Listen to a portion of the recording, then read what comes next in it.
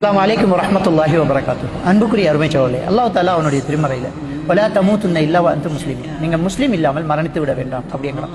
இந்த வார்த்தை எத்தனையோ ஜும்மாக்களுக்கு முன்னாடி, எத்தனையோ பயானுக்கு முன்னாடி நம்ம கேட்டிருக்கிறோம்.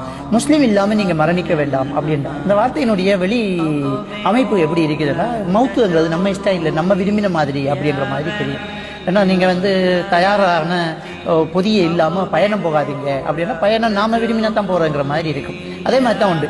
இது நீங்கள் முஸ்லீம் இல்லாமல் மௌத்தாயிடாதீங்க அப்படின்னா, வெளியில் என்னன்னா மௌத்தாகும் போது முஸ்லீமாக இருக்கணும் அப்படின்னு. உண்மையான விஷயம் என்னென்னா, மௌத்துங்கிறது எப்போ வருமென்று தெரியாது. அதனால எப்போவுமே நாம முஸ்லீமாக இருக்கணும். முஸ்லீம் என்றால் என்ன? கட்டுப்பட்டு நடக்கிறது, அல்லாஹ்வுக்கு கட்டுப்பட்டு, அல்லாஹ்வுடைய தூதருக்கு கட்டுப்பட்டு வாழ்றது தான் ஒரு முஸ்லீம். இந்த வாழ்க்கைங்கிறது நாங்கள் மூன்றாக பிரிக்கலாம்: இறந்த காலம், நிகழ்காலம், எதிர்காலம். அந்த இறந்த காலம் நம்ம வாழ்ந்து முடிச்சிட்டோம், அது திரும்ப வராது.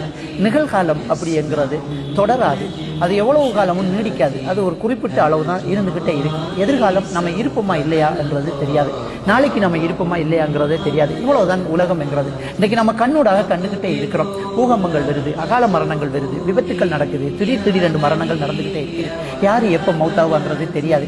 திடீரென்று நமக்கு செய்திகள் வருது. இப்பதான் அவர்கிட்ட பேசிட்டு இருந்தோம், அடுத்த செய்தி வருது, அவர் மௌத்து அப்படின்னு. அப்ப மரணம் என்பது எவ்வளவு வேகமாக வந்திருக்கிறீர்கள். இது கியாமத் நாளுக்குரிய ஒரு அடையாளம். நபிகள் நாயகம் ஸல்லல்லாஹு அலைஹி வஸல்லம் அவர்கள் திடீர் மரணங்கள், அகால மரணங்கள் அதிகரிப்பது கியாமத் நாளுடைய அடையாளம் அப்படின்னு சொல்லி இருக்கிறாங்க.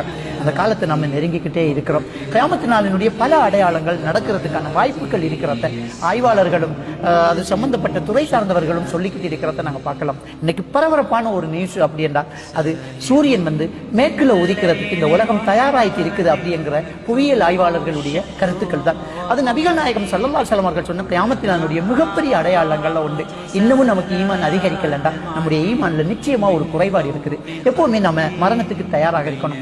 வாழ்க்கையில நாங்க என்ன எல்லாம் நாங்க செய்திருக்கிறோம், நம்ம எப்படி எல்லாம் வாழ்ந்திருக்கிறோம் அப்படிங்கிறத ஒரு கணம் நம்ம சிந்திச்சு பார்க்கணும். கண்டிப்பா அல்லாஹ் இரக்கம் உள்ளவன், பாவங்களை மன்னிக்க கூடியவன். நம்ம தௌபா செய்யணும், அல்லாஹ் கிட்ட பாவ மன்னிப்பு கேட்கணும். நபிகள் நாயகம் ஸல்லல்லாஹு அலைஹி வஸல்லம் அவர்களே ஒரு நாளைக்கு 100 விடுத்தம் அல்லாஹ் இடத்துல இஸ்திக்பார் செய்வாங்க அப்படின்னு சொன்னா, நாம எங்க? நபிகள் நாயகம் ஸல்லல்லாஹு அலைஹி வஸல்லம் அவர்கள் எங்க?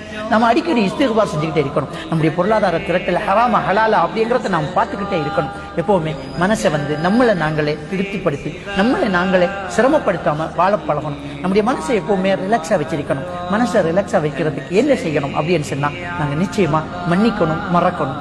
மறதி என்கிறது அல்லாஹ்வுடைய மிகப்பெரிய ஒரு நிஅமத். இந்த மறதி மட்டும் மனிதனுக்கு இல்லை என்றால் மனிதன் சந்தோஷமாகவே வாழ முடியாது.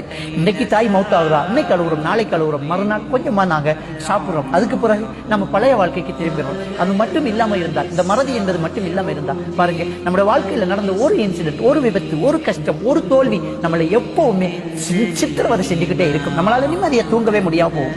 மறதிங்கிறது